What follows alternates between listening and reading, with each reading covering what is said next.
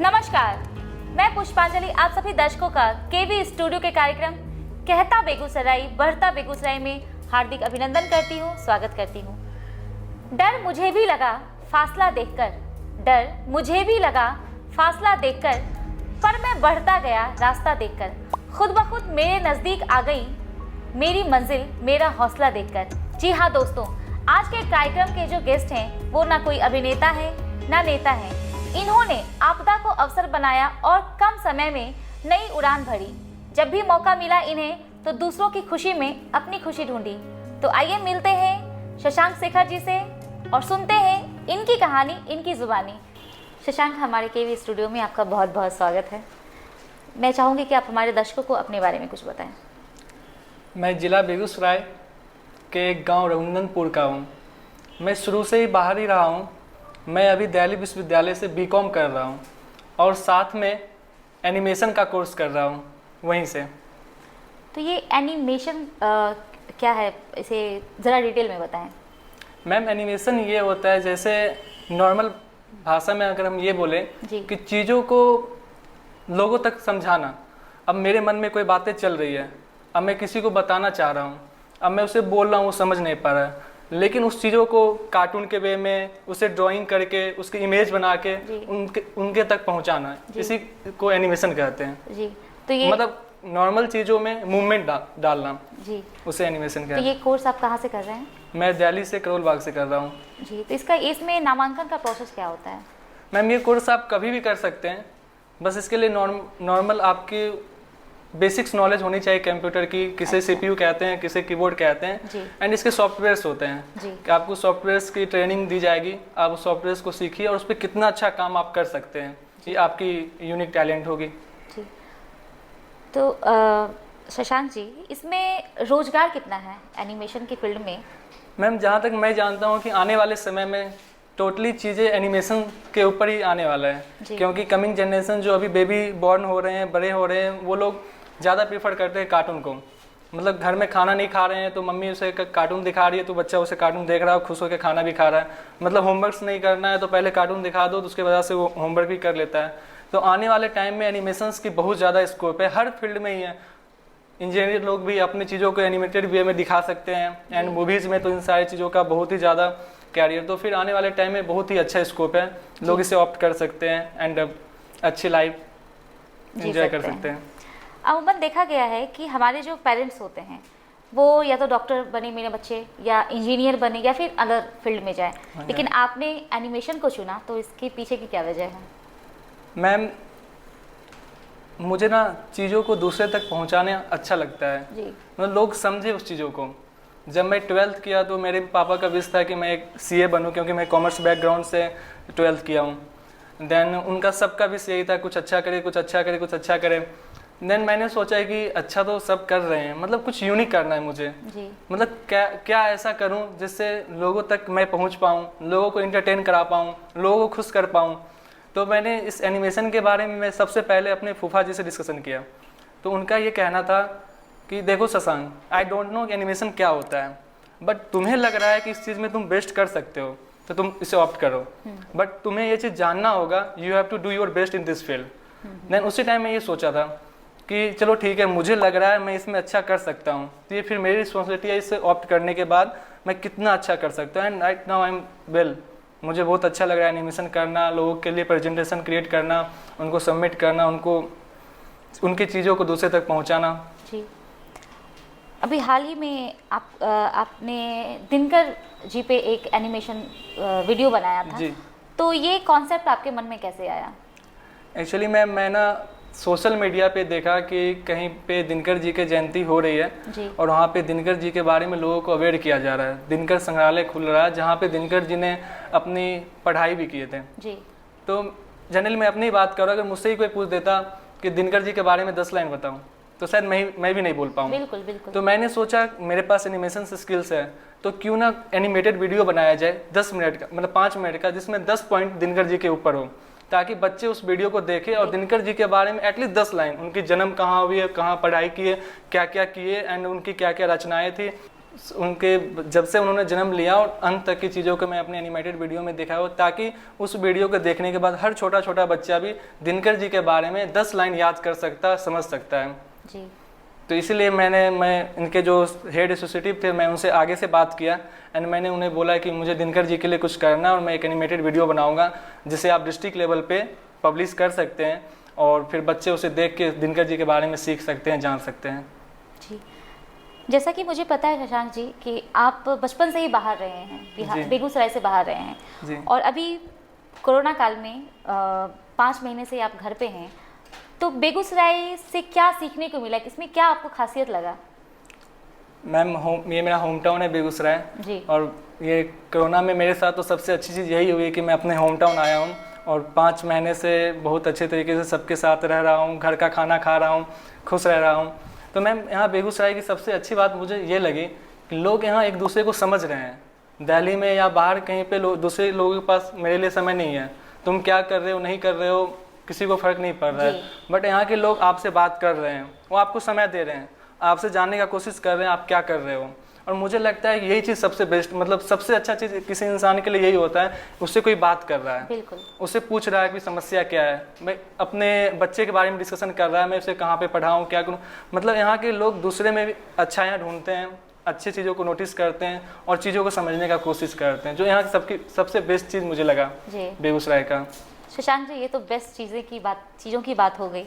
मैं चाहूँगी कि आपको यहाँ कमी क्या लगा?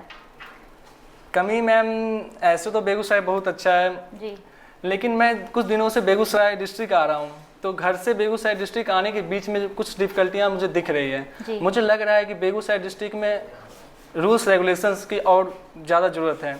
ट्रैफिक्स को लेके इस पर अगर यहाँ की हेड एसोसिएटिव काम करे तो ये बेगूसराय बहुत अच्छा और हो सकता है। बाद में की सारी चीज़ें सही हैं, लोगों एक दूसरे को सपोर्ट करें। सबसे वीक चीज़ जो मुझे लगा बेगूसराय का वो यहाँ की रोड एंड यहाँ की ट्रैफिक रूल्स जी। मुझे लग रहा है 10 में से 5 लोग ही रूल्स को फॉलो कर रहे हैं, जो गलत है। बिल्कुल, वो खुद के लिए गलत कर रहे हैं। बिल्कुल, लोग अवेयर नहीं हो पा रहे हैं या पता नहीं, इस चीज़ के ऊपर शायद यहाँ के हेड एसोसिएटिव को काम करने की ज़रूरत है। बहुत ही सही कहा शशांक जी आपने। और हमारे केवी स्टूडियो के खास मुहिम कहता बेगूसराय बढ़ता बेगूसराय की तरफ से ये वीडियो जो आपकी सोच है वो हमारे दर्शकों तक पहुँच रही है और पहुँचेगी आगे तक और लोग इसे फॉलो भी करेंगे।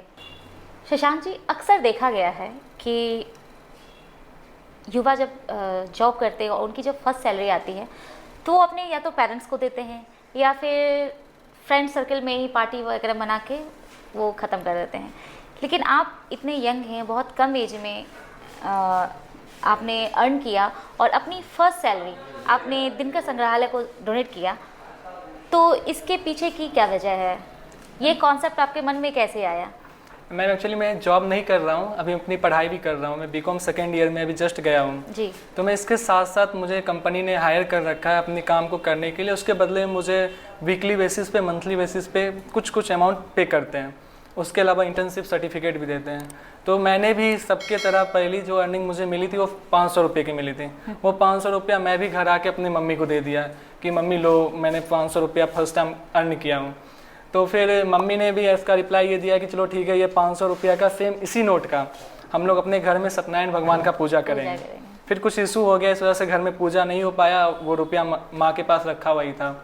तो जैसे मुझे पता चला कि दिनकर जी जयंती के ऊपर दिनकर संग्रहालय बन रहा है, तो मैंने सोचा कि घर में पूजा, भगवान पे विश्वास है मुझे, पूजा होना चाहिए घर में, लेकिन मैंने सोचा कि मेरी फर्स्ट अर्निंग शायद दिनकर जी के संग्रहालय में लग जाए तो वो कहीं ना कहीं ज़्यादा बेनिफिशियल है। तो फिर मैंने अपनी मम्मी से रिक्वेस्ट किया, मम्मी मेरा 500 रुपया मुझे रिटर्न करो, पूजा कर लेना, मतलब मैं हूँ पूजा करना, लेकिन मैं वो रुपया चाहता हूँ दिनकर संग्रहालय में देना, ताकि जिससे दिनकर जी के संग्रहालय में मेरे तरफ से एक ही बुक हो पाए, कुछ भी हो पाए, लेकिन हो, शायद मुझे ज़्यादा सेटिस्फेक्शन मिलेगा इन कंपेरिजन टू सत्यनारायण भगवान पूजा। बिल्कुल, भगवान तो मेरे साथ है तभी तो मुझे अर्निंग्स मिली। अब वो अर्निंग्स मैं संग्रहालय में लगा दूंगा तो मैं इन फ्यूचर ये चीज़ सोच के बहुत अच्छा फील करूँगा कि मैंने अपनी फर्स्ट अर्निंग्स को दिनकर संग्रहालय में दिया और दिनकर संग्रहालय में बच्चे जाके उस मेरे अर्निंग्स के कुछ बुक्स को वो पढ़ रहे हैं, कुछ सीख रहे हैं। इस वजह से मैंने अपनी फर्स्ट अर्निंग्स को दिनकर संग्रहालय में दे दिया जी। बहुत ही अच्छी सोच, बहुत ही अच्छी पहल, धन्यवाद। शशांक जी, अभी बेगूसराय को लेके क्या कोई ऐसा कुछ वीडियो के बारे में आप सोच रहे हैं, एनिमेशन वीडियो के बारे में?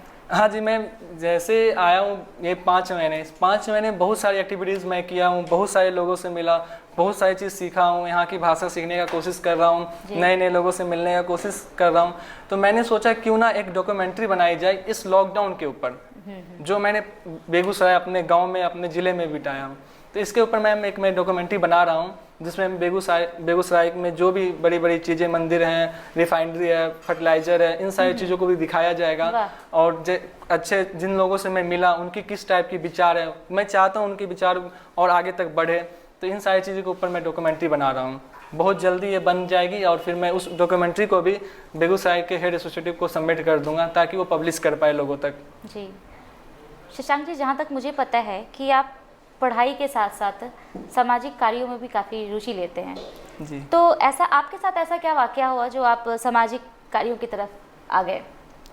मैम एक कहानी तो थोड़ी बड़ी है बट फिर भी मैं समझाने का कोशिश कर रहा हूँ आप जी। सामाजिक कार्य में मेरा इंटरेस्ट नहीं है एक्चुअली। मैम मुझसे जो चीज़ गलत हो रही है, जिस चीज़ में मैं अपना इंटरफेयर दे के उसे अच्छा कर सकता हूँ, उसमें मैं अपना इन्वॉल्वमेंट अपने मन से लेने का कोशिश करता हूँ। सबसे फर्स्ट टाइम दिल्ली की बात है जी। मैं मेट्रो स्टेशन से जा रहा था, वहाँ पे एक बच्ची थी, रो रही थी एंड रो के वो सबसे रुपये मांग रही थी। ये कंटिन्यूस जब भी मैं मेट्रो स्टेशन जाता उसे उसी प्लेस पे देखता था एंड वो रो रही होती थी एंड सबसे रुपया मांगती रहती थी।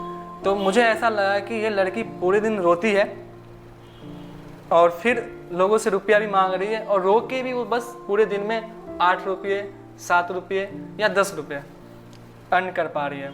तो इसका सारा दिन तो यहीं चला जा रहा है। तो मैंने सबसे फर्स्ट टाइम एक कॉपी लिया, उस कॉपी और पेन लेके उसके पास गया।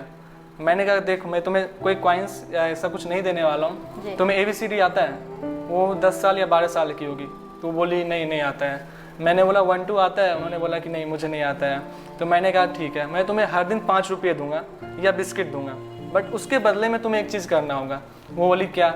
ये लो कॉपी, ठीक है तुम यहीं रहना, तुमको अगर कहीं और जगह नहीं मिला तुम यहीं बैठना, कोई बात नहीं, लेकिन हर दिन जो मैं तुम्हें टास्क दूंगा, होमवर्क दूंगा कि आज A से लेके ABCD तुम्हें याद करना है या फिर 1 से 10 तक याद करना है, वैसे कॉपी में उसे लिख के मैंने दे दिया।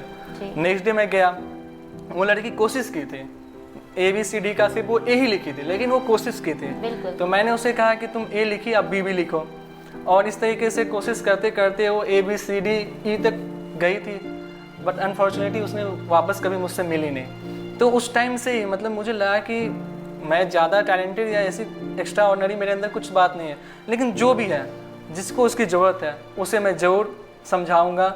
और उस समय से ही हमेशा कोशिश करता हूँ कि जो मेरे अंदर टैलेंट है या फिर मेरे वजह से कोई और खुश हो सकता है, किसी को मेरी सपोर्ट मिलने से वो अच्छा कर सकता है, तो मैं हमेशा अपना 100% देने का कोशिश करता हूँ।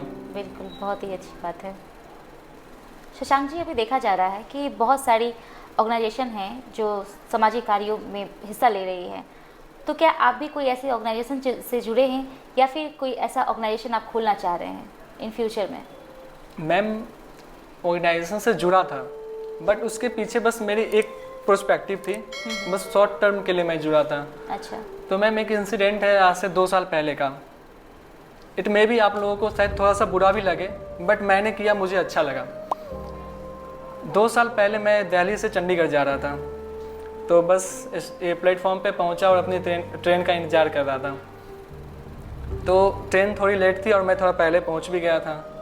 बैठे बैठे सारे लोग बैठे ट्रेन का इंतज़ार कर रहे हैं। एक लेडी मतलब फटे हुए कपड़े में एंड एक बैग कैरी की हुई थी जिसमें बोतल एंड कचरे सारी चीज़ें थे, एंड उसके चलने के तरीके से ऐसा लग रहा था शायद ये कोई ना कोई कुछ ना कुछ पेन में है, इसे कुछ तो दिक्कत है जी। सब उसे देख के इग्नोर भी कर रहे थे, मेरा भी नज़र पड़ा, बट मैं उसे इग्नोर नहीं कर पा रहा था। तो मैं उन्हें नोटिस करते रहा। एट द एंड में उसे मैंने देखा, वो उस रेलवे स्टेशन, ये पुरानी दिल्ली स्टेशन की बात है जी। तो वो गई और नल के पास एंड अपने शर्ट से ही कपड़े फाड़ी एंड उस कपड़े को गीला की नल में, पानी में, एंड उस कपड़े से शायद उसका उस दिन पीरियड्स आया हुआ था, जो ये जनरली वुमेंस की, गर्ल्स की मंथली इशू है। तो उसका उस दिन वही दिन था एंड वो उस कपड़े को गीला करके एंड अपने अंदर डाल के बार बार शायद क्लीन करने की कोशिश कर रही थी। तो ये चीज़ देख के मुझे बहुत ही ज़्यादा बुरा फील हुआ, क्योंकि मैंने भी पढ़ा था 9th-10th में बायोलॉजी में कि इस तरह की इशू हर महिला को मंथ में 2-3 दिन के लिए आता है, और मुझे ये भी पता था कि इसमें पेन भी बहुत ज़्यादा होते हैं। तो मैंने सोचा कि अब मैं इसके लिए क्या कर सकता हूँ। तो मेरी ट्रेन भी आने वाली थी, फिर भी मैं कोशिश किया, मैं इधर से उधर पूरे प्लेटफॉर्म पे घूमा, मैं ढूंढ रहा था कहीं पे सैनिटरी नैपकिन मिल जाए, कैसे मैं उनके तक पहुंचा पाऊँ, कैसे वो इसका यूज करें। बट बहुत अफसोस हुआ कि मैं पूरे स्टेशन पे घूम लिया और कहीं पे मेडिकल शॉप नहीं थी। पुरानी दिल्ली स्टेशन की बात है, वहाँ पे कोई भी मेडिकल शॉप नहीं था। तो बहुत बुरा लगा, ट्रेन आया, मैं चले गया अपने डेस्टिनेशन जहाँ मुझे जाना था। बट मुझे बहुत बुरा लग रहा था, पूरे रास्ता में यही चीज़ सोचते रह गया, चलो मैंने तो आज एक महिला को देखा, हो सकता है पूरे भारत में ऐसी कितनी महिला होगी जिसको सैनिटरी नैपकिन के बारे में पता नहीं है, अवेयर नहीं होगी, एंड तो कैसे उसके लिए कुछ किया जा सकता है। तो मैंने विकिपीडिया पे सर्च किया, पता चला एक फाउंडेशन है, care Vanta foundation. Care Vanta foundation जो इस सारी चीज़ों को लेके बहुत ही ज़्यादा एक्टिव है। अभी केयर वेंटा फाउंडेशन की एक अभियान निकली थी, कन्याकुमारी टू कश्मीर जी। इस बीच में जितने भी स्टेट आ रहे हैं, जितने भी गांव आ रहे हैं, हर गांव में जाके, पहले मैं केयर वेंटा फाउंडेशन के बारे में आपको बता दूं। केयर वेंटा फाउंडेशन एक सुमन कुमारी नाम की महिला का है, जो एक नॉर्मल महिला है, उन्होंने कुछ ग्रेजुएशन भी नहीं किया है, एंड वो एक मुहिम स्टार्ट की थी अपने गांव से, अपने गांव की महिलाओं को जागरूक करने की कोशिश की थी, कैसे मैं अपनी गांव की महिला को सैनिटरी नैपकिन के बारे में बता सकता हूं, पैड की यूज करना सिखा सकता हूं, और इसके बेनिफिट्स क्या हैं और नहीं यूज करने पे इसके हार्मफुल इफेक्ट्स क्या हैं। इन चीज़ों के बारे में वो अपने गाँव में बताई और आगे बढ़ते गए।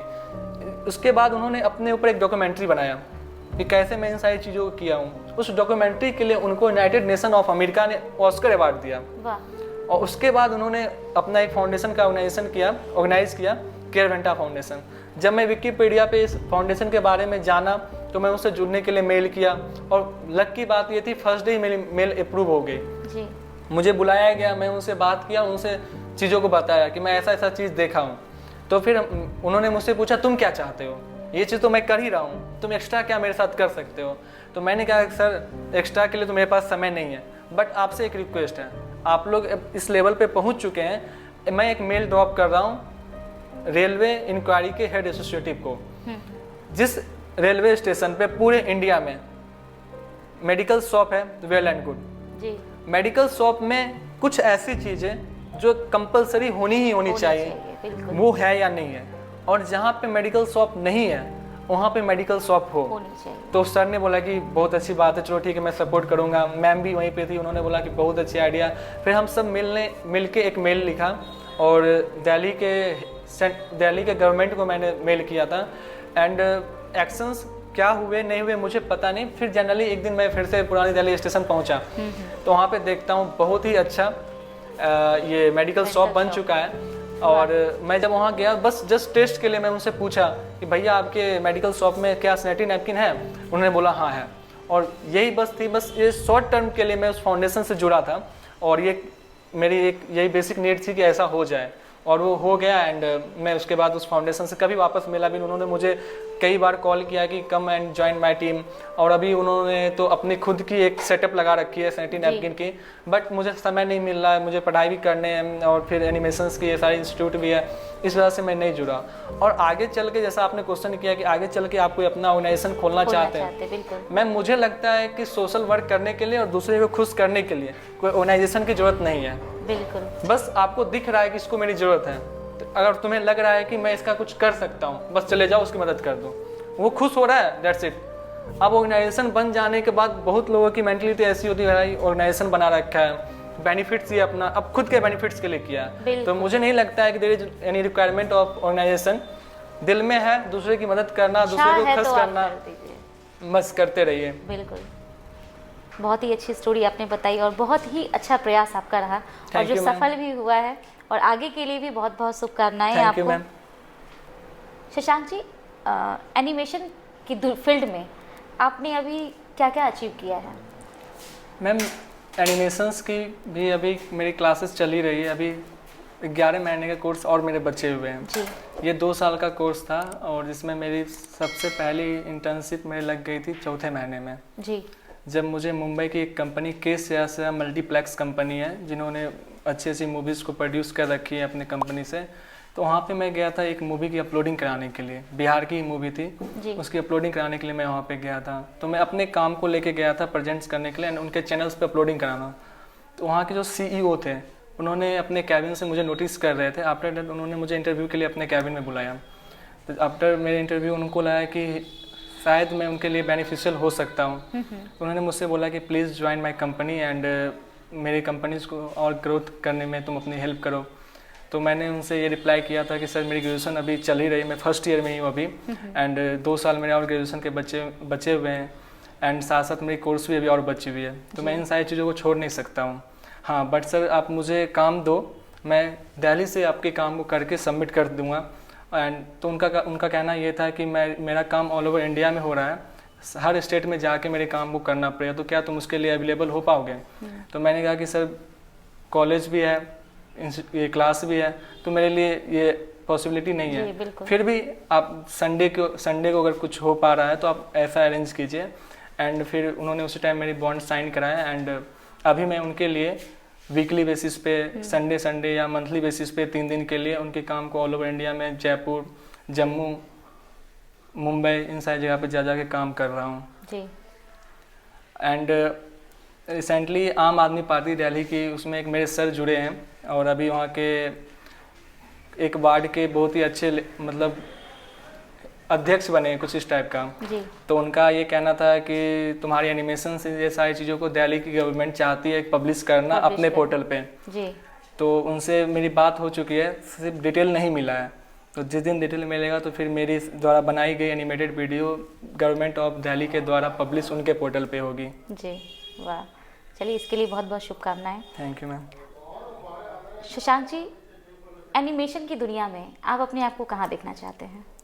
मैम मेरी ड्रीम जॉब तो है मार्वल स्टूडियो, जहाँ से हॉलीवुड्स की मूवीज़ पब्लिश होके आती है, बट वो हो गया मैं एक कंपनी के लिए काम कर रहा हूँ। बट एट द एंड जहाँ पे मेरी टैलेंट हर चीज़ में मैं ग्रैब कर लेता हूँ, तो फिर मैं चाहता हूँ अपने कंट्री के लिए एक ऐसी एनिमेटेड पोर्टल बनाऊँ जहाँ पे लोगों अपनी समस्याओं को बताएं कि मैं जा रहा हूँ पानी लेने के लिए या जा रही हूँ पानी लेने के लिए, तो यहाँ पे इस सारी चीज़ों को लेके इशू हो रहा है, गांव से इतना दूर मुझे जाना पड़ रहा है, जहाँ पे जो भी प्रॉब्लम्स है मेरे गांव में हॉस्पिटल्स नहीं है, तो उस पोर्टल पे मैसेज करें एंड उसकी चीज़ों को मैं एनिमेटेड वे में फॉर्म करूँ एंड सेंट्रल गवर्नमेंट को सेंड करूँ, ताकि सेंट्रल गवर्नमेंट उनकी इशूज़ को देख पाए, समझ पाए। क्योंकि मैम अभी की जो समय है इसमें क्या होता है, चीज़ों को लोग लिखते हैं एंड मैसेज करते हैं, मेल कर रहे हैं, तो कितने मेल सीन हो पा रही है, नहीं हो पा रही है।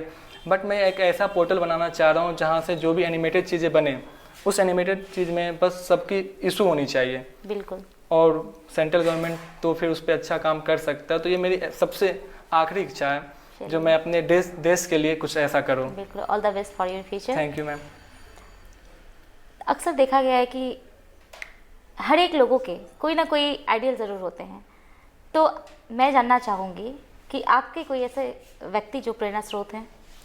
मैम मैंने अभी तक जिनसे भी मिला हूँ जी, जितने भी इंसान से मिला हूँ, सबसे कुछ ना कुछ सीखा हूँ और मुझे लगता है वही चीज़ मेरे को और अच्छा कर रहा है, मुझे और अच्छे प्लेस पे लेके जा रहा है जी। मेरे दादाजी से मैं बहुत कुछ सीखा हूँ और सबसे पहला मैं क्रेडिट उन्हें देना चाहता हूँ।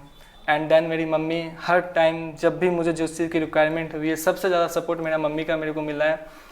एंड जब मैं बच्चा था, क्लास 7th या 8 में था, उस टाइम एक सर थे मेरे, अमित सर जी। अगर मैं तो ये मानता हूँ कि मैं लाइफ में किसी भी प्लेटफॉर्म पे पहुँचूँगा, तो अगर उसमें से मैं अमित सर को हटा दूँ ना, तो फिर मैं वहाँ तक नहीं पहुँच सकता हूँ। तो सबसे बड़ा क्रेडिट अमित सर को है, जिन्होंने मुझे गाइड किया और इस तरीके से गाइड किया जो मैं सिर्फ 20 साल के उम्र में ही इतने अच्छे प्लेस पे पहुंच रहा हूं और कोशिश कर रहा हूं और अच्छा करते रहूं। बिल्कुल, ये है। अगर अच्छा करने की चाह है तो वो अच्छा होगा ही, और अच्छे लोगों के साथ हमेशा अच्छा होता है। Thank you ma'am. Shashank ji, doctor Roshan sir द्वारा संचालित केवी स्टूडियो, जिसमें प्रतिभाशाली लोगों को एक मौका मिल रहा है, स्टेज मिल रहा है, तो इस बारे में आप क्या कहना चाहेंगे? First of all I want to thanks to doctor Roshan sir, जिन्होंने बेगूसराय डिस्ट्रिक्ट में एक ऐसी प्लेटफॉर्म को क्रिएट किया जहाँ पे लोग अपने बारे में आके बता सकते हैं।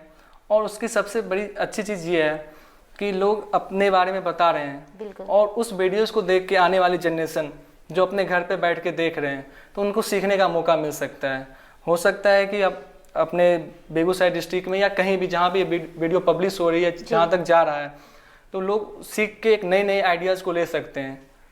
सब हर तरह के लोग आ रहे हैं, अपनी चीज़ों को बता रहे हैं, उससे सीखने को बहुत कुछ मिल रहा है जी। तो सबसे बेस्ट चीज़ जो बेगूसराय का मुझे लगा वो केवी स्टूडियो ही लगा, जिसके थ्रू लोग अपनी चीज़ों को पब्लिश कर पा रहे हैं। और इस चीज़ के लिए मैं डॉक्टर रोशन सर को बहुत ही ज़्यादा थैंक्स देना चाह रहा हूँ कि उन्होंने एक ऐसे आइडियाज़ को इम्प्लीमेंट किया जो बहुत ही मुश्किल है। और इसलिए, और मैं सबसे मेन चीज़ इस केवी स्टूडियो के थ्रू जो लोग भी इसे देख रहे हैं उन्हें मैं एक छोटा सा मैसेज कन्वे करना चाहता हूँ।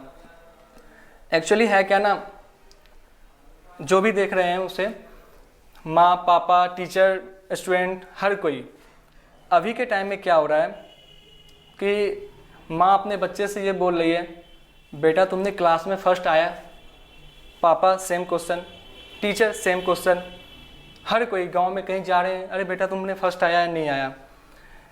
और बच्चे इसी सोच के साथ डेवलप हो रहे हैं कि अरे भाई हर कोई मुझसे यही क्वेश्चन कर रहा है, फर्स्ट आना फर्स्ट आना फर्स्ट आना।